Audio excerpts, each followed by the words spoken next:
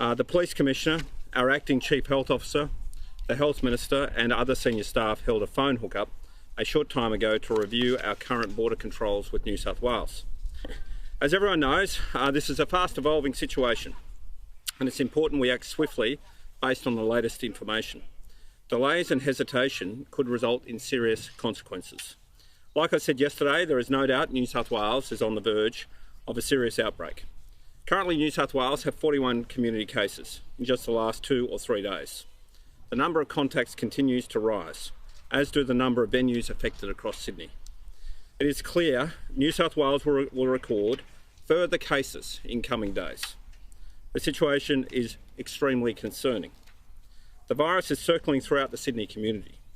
Our thoughts are with our friends and family in New South Wales during this very difficult and sad period. This is not what anyone wanted just days before Christmas. As my parents and brother live in New South Wales, I have a personal connection with what is happening over there. Obviously, I want my family in New South Wales to stay safe.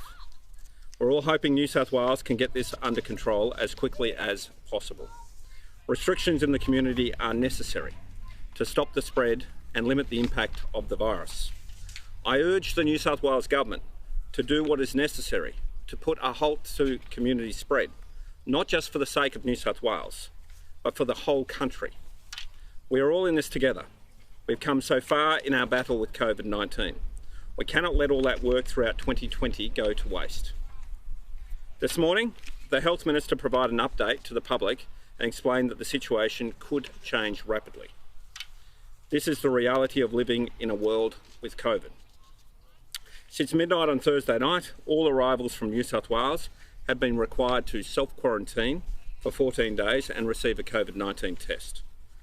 WA was fast to act, but we cannot get complacent and we need to constantly review our border controls in the wake of community spread.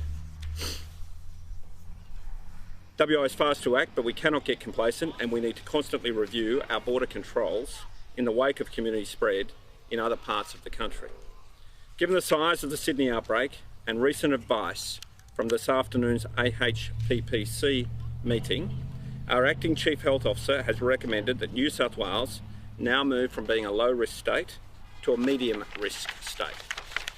This means, effective from midnight tonight, that is 12:01 a.m, Sunday, December 20, the hard border with New South Wales will be reinstated. This is the highest rating of any state or territory. Only Victoria, South Australia and New South Wales previously have been given this risk rating. As a result, travel from New South Wales will no longer be permitted unless you are an exempt traveller. This also applies to anyone who may have been in New South Wales since December 11 and hasn't completed 14 days in a lower risk state or territory. This means from midnight tonight, they will need to meet a strict exemption category to enter WA. This exemption system is the same arrangement as we have used before.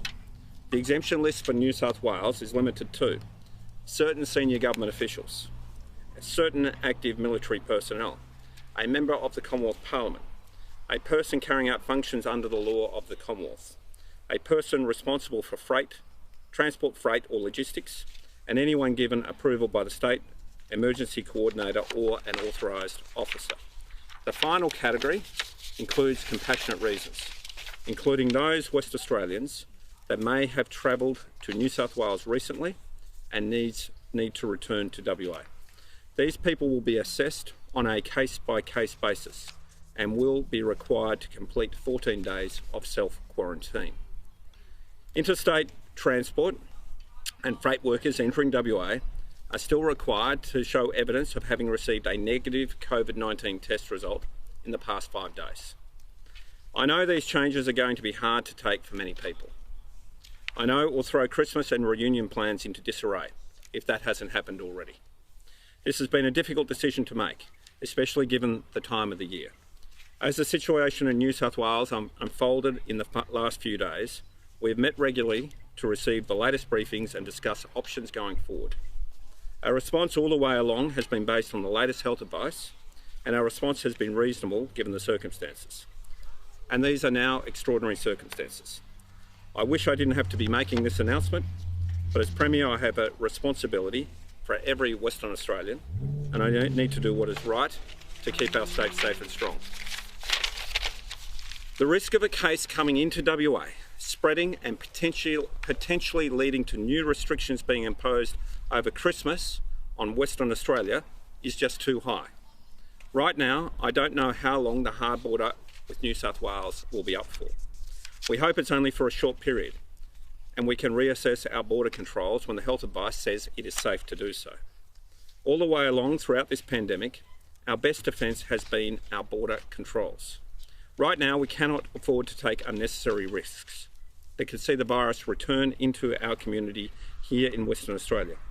WA's community has been COVID-free for 252 days now. 252 days. I want to keep it that way. I want to protect people's health and in turn protect all of our jobs. What we learned over the course of the year is life without COVID in our community is what the aim should be. It's certainly better than having COVID in our state. I also want to repeat my message from yesterday to any Western Australian thinking of travelling to New South Wales for whatever reason. If you can avoid it, please don't go. The situation is extremely fluid and concerning over there. I understand this will be devastating news for people looking to meet family for Christmas in New South Wales.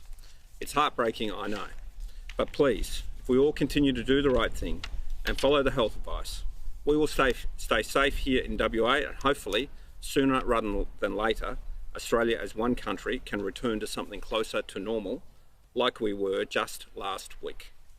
I want to acknowledge the efforts of everyone here in Western Australia, including those who recently travelled from New South Wales, for doing their part to keep our community safe. By getting tested and abiding by the self-quarantine directions, you are protecting your friends, family, and our whole community, so thank you.